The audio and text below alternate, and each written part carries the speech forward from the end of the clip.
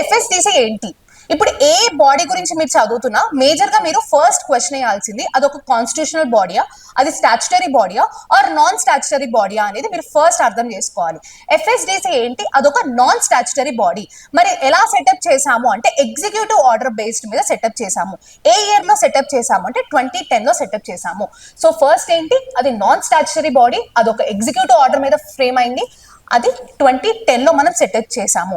మరి ఏ మినిస్ట్రీ కింద వస్తుంది అంటే మినిస్ట్రీ ఆఫ్ ఫినాన్స్ కింద వస్తుంది. మరి ఏ కమిటీ రికమెండేషన్స్ మీద సెటప్ చేసాము అంటే రఘురామ్ రాజన్ కమిటీ రికమెండేషన్స్ మీద ఎఫ్ఎస్డిసి అనేది సెటప్ చేసాము. దాని ఫంక్షనింగ్ వచ్చేసి ఏంటి అంటే మేజర్ గా మన ఎకానమీలో మ్యాక్రో ఎకనామిక్ ఇండికేటర్స్ ని దాన్ని మానిటర్ చేయడము, దానికి ఫినాన్షియల్ స్టెబిలిటీ గురించి మానిటర్ చేయడము and various economic are financial regulators మధ్య కోఆర్డినేషన్ అనేది తీసుకురావడము.